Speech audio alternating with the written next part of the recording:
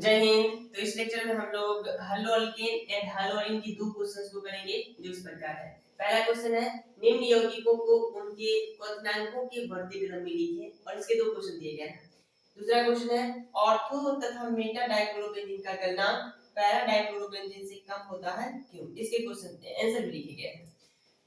दोस्तों ये जो दोनों क्वेश्चन है ना यह हल्लो अल्केन और हल्लो अल्कीन की फिजिकल प्रॉपर्टीज पर आधारित है। तो इसकी फिजिकल प्रॉपर्टीज को पहले जान लेते हैं ताकि ये क्वेश्चन को आप लोग इजीली कर सको। तो चलिए स्टार्ट करते हैं। ये जो हल्लो अल्केन होता है ना वो कुछ इस प्रकार से होता है। R के साथ हैलोजन एटम को जोड़ देते हैं तो हल्लो अल्केन बन जाता है। जहां ये H जो है वो हैलोजन एटम है और इसकी जगह पर क्लोरीन हो सकता है, क्लोरीन हो सकता है, ब्रोमीन हो सकता है और आयोडीन हो सकता है। इन चारों में से कुछ भी हो सकता है। और ये जो R है वो एल्काइल ग्रुप है।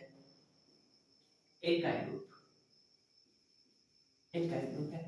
दोस्तों ये हैलोजन एटम है, इनके एटॉमिक मास का अगर बढ़ता क्रम हम समझे तो ये सबसे ज्यादा एटॉमिक मास हो जाएगा आयोडीन का, उसके बाद हो जाएगा ब्रोमीन का, उसके बाद क्लोरीन और अंत में फ्लोरीन का। सबसे ज्यादा एटॉमिक मास होगा आयोडीन, फिर ब्रोमीन, उसके बाद क्लोरीन, फिर फ्लोरीन। तो चलिए इसके बॉइलिंग पॉइंट को स्टार्ट करते हैं। बॉइलिंग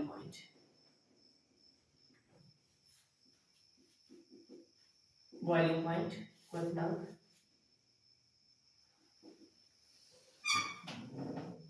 दोस्तों हल्लो अल्केन का जो क्वथनांक होता है ना उसको हम लोग दो तरीकों से समझ सकते हैं। जिसका पहला तरीका देखिएगा, पहला तरीका है इस सेम एल्काइल हाइड्राइड के लिए। तो लिखेंगे फॉर सेम एल्काइल ग्रुप।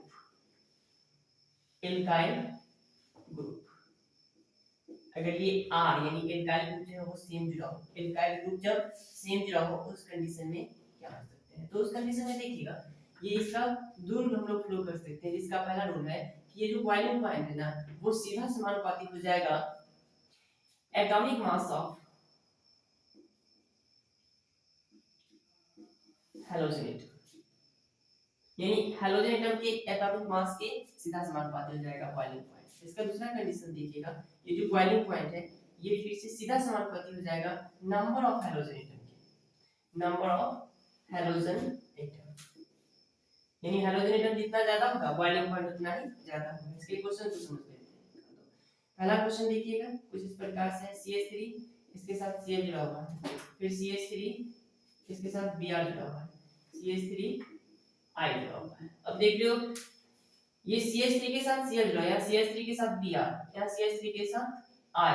इसमें एल्काइल ग्रुप तीनों में सेम है और हैलोजन एटम डिफरेंट है और इसलिए हम लोग इसमें बॉइलिंग पॉइंट के पहले मेथड का प्रयोग कर सकते हैं कि बॉइलिंग पॉइंट है ना वो सीधा समानुपाती हो जाएगा atomic mass of halogen atom, यानी हैलोजन के परमाणु द्रव्यमान के सीधा समानुपाती हो जाएगा। तो इसके परमाणु द्रव्यमान का ऑर्डर होता है ये इस प्रकार से, सबसे ज्यादा परमाणु द्रव्यमान हो जाएगा आयोडीन का, तो ये इसका बॉइलिंग पॉइंट सबसे ज्यादा हो गया। उसके बाद ब्रोमीन का, तो ब्रोमीन का बॉइलिंग पॉइंट क्लोरीन वाले से ज्यादा हो गया। तो ये ऑर्डर हो जाएगा इसका।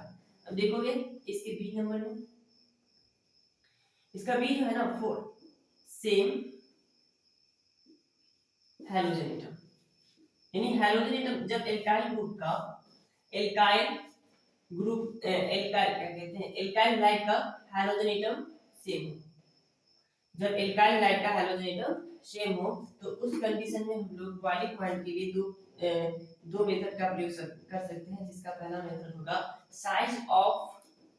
साइज ऑफ एल्काइल ग्रुप, यानी कि ये जो बॉइलिंग पॉइंट है ना वो एल्काइल ग्रुप के साइज के सीधा समानुपाती हो जाएगा, एल्काइल ग्रुप के साइज के सीधा समानुपाती हो जाएगा, या यही बॉइलिंग पॉइंट व्युत्क्रमानुपाती हो जाएगा ब्रांचिंग के।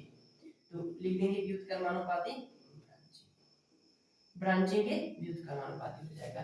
इसका एग्जांपल देखोगे आप, first example CH3 Cl, CH3 CH2 और यहाँ से यहाँ देख लो हैलोजन एटम सेम है, हैलोजन एटम क्लोरीन है दोनों में, तो हैलोजन एटम जब सेम हो तो boiling point size of alkyl group के सीधा समानुपाती हो जाएगा, यानी कि एल्काइल ग्रुप का जो साइज है R का साइज जितना बड़ा होगा बॉइलिंग पॉइंट उतना ही ज्यादा होगा। तो इसमें देख लो R के लिए बस एक कार्बन है और इसमें R के लिए यानी कि एल्काइल ग्रुप में दो कार्बन है, तो इसका साइज बड़ा हो गया और इसका साइज छोटा है, इसलिए बॉइलिंग पॉइंट इसका ज्यादा हो जाएगा।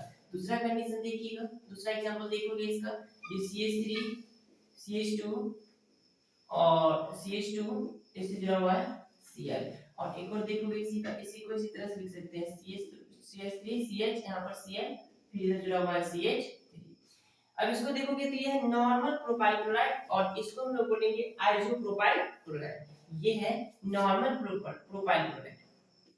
अब नॉर्मल प्रोपाइल क्लोराइड है तो इस कंडीशन में आप लोग देख रहे हो कि सिर्फ एक ही ब्रांच है इसमें, सिर्फ और सिर्फ एक ही ब्रांच है। और इसमें देख रहे हो ये जो क्लोरीन जिस कार्बन के साथ जुड़ा हुआ है उस कार्बन के साथ दो ब्रांच जुड़े हुए हैं, ये इस प्रकार से। तो ये आइसोप्रोपाइल में दो ब्रांच यानी कि ब्रांचिंग इसमें ज्यादा है। जब ब्रांचिंग ज्यादा हो तो बॉइलिंग पॉइंट कम हो जाएगा, ब्रांचिंग ज्यादा तो बॉइलिंग पॉइंट कम, क्योंकि बॉइलिंग पॉइंट जो है ना वो ब्रांचिंग के विरुद्ध कर्मानुपाती हो जाएगा। तो इसका ब्रांचिंग ज्यादा है तो बॉइलिंग पॉइंट हो जाएगा कम और इसका बॉइलिंग पॉइंट ज्यादा हो जाएगा। तो ये कुछ इस प्रकार से हो रहा है।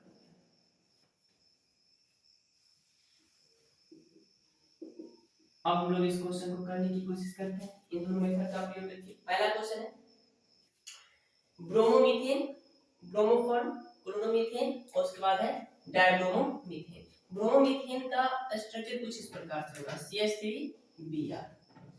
ब्रोमोफॉर्म का स्ट्रक्चर होगा Br3, इसके साथ CH के साथ जुड़ा रहेगा तो CHBr3।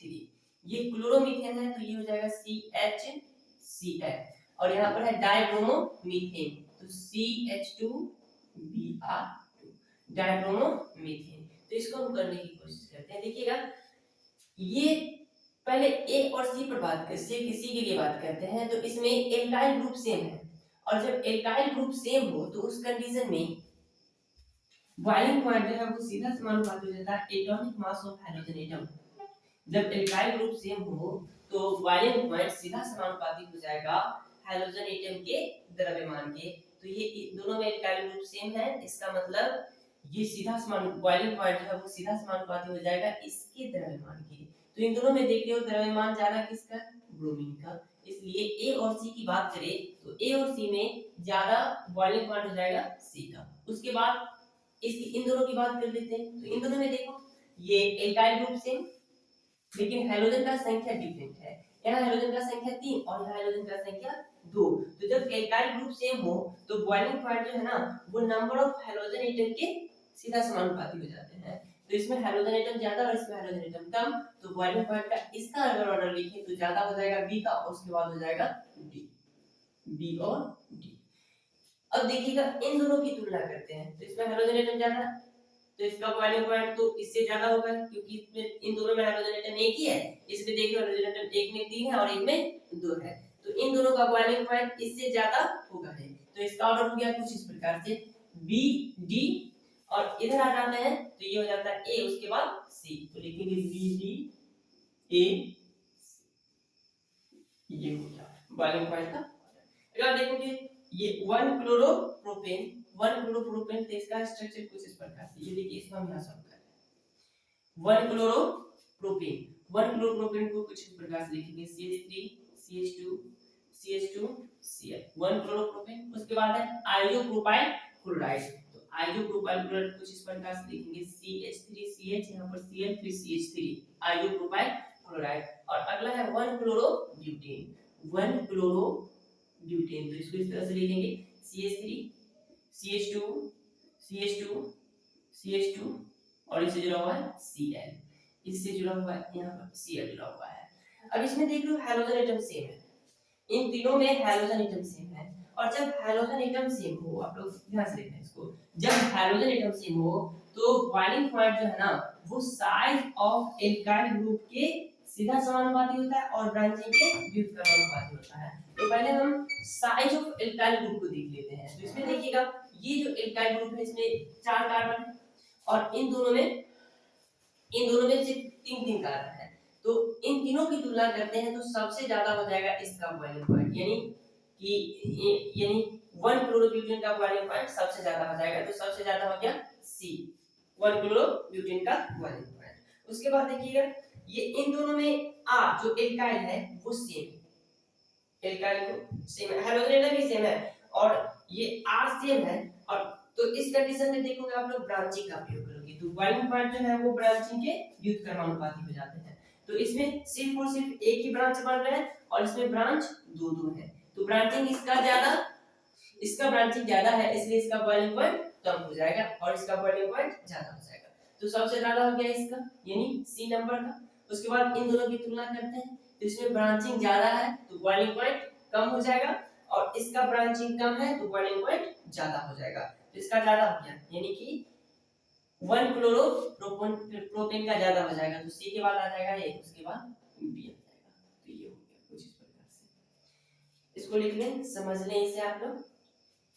अब अगला क्वेश्चन देखते हैं, ऑर्थो तथा मेटा डाइक्लोरोबेंजीन का गलना पैरा डाइक्लोरोबेंजीन से कम होता है, क्यों? इसको समझिएगा। इसका रीजन है कि पैरा डाइक्लोरोबेंजीन सिमेट्रिक होते हैं, जिसके कारण इसके क्रिस्टल में ऑर्थो एवं मेटा डाइक्लोरोबेंजीन की अपेक्षा अधिक अणु जुड़ जाते हैं। तो इस क्वेश्चन को समझिएगा कैसे। देखिए, पहला ऑर्थो तथा मेटा डाइक्लोरोबेंजीन, तो डाइक्लोरोबेंजीन है तो 2 क्लोरीन होंगे।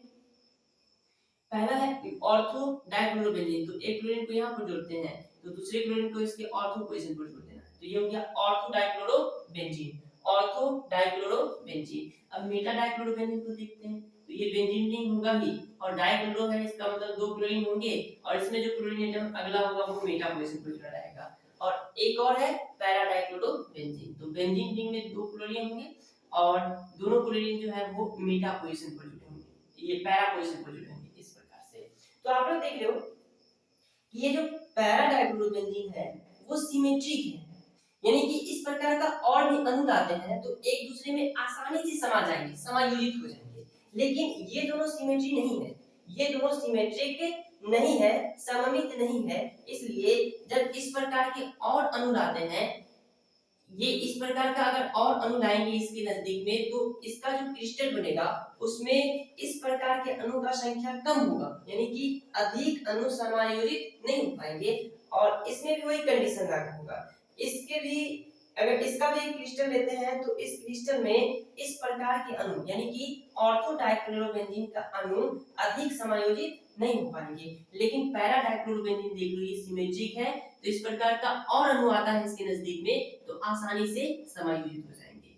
इसलिए मैंने लिखा कि पैरा डाइक्लोरोबेंजीन सिमेट्रिक होते हैं, ये सिमेट्रिक होते हैं, जिसके कारण इसके क्रिस्टल में, यानी कि इसके क्रिस्टल में ऑर्थो एवं मेटा डाइक्लोरोबेंजीन के अपेक्षा, इन दोनों के अपेक्षा अधिक अणु जुड़े होते हैं। और यही रीजन है कि इसका जो बॉइलिंग, इसका जो गलनांक होता है, मेल्टिंग पॉइंट, वह ऑर्थो तथा मेटा डाइक्लोरोबेंजीन से कम होता है। अब एक और रीजन समझिएगा, एक और बात समझिएगा, ये गलनांक की हम बात कर रही है। अगर हम लोग क्वथनांक की बात करते हैं तो एक बात पर क्या ध्यान रखोगे कि इसका जो क्वथनांक होता है ना, वो तीनों के लिए लगभग सेम होता है। क्वथनांक की बात करते हैं तो क्वथनांक इन तीनों के लिए लगभग सेम होता है, लेकिन गलनांक की बात करते हैं तो ऑर्थो एवं पैरा की अपेक्षा, ऑर्थो एवं मेटा की अपेक्षा पैरा डाइक्लोरोबेंजीन का गलनांक कम होता है। तो उम्मीद करते हैं कि आप लोगों को समझ में आ गया होगा। इस लेक्चर को यहीं पर समाप्त करते हैं और मिलते हैं अगले लेक्चर में कुछ बेहतर कंसेप्ट के साथ। तब तक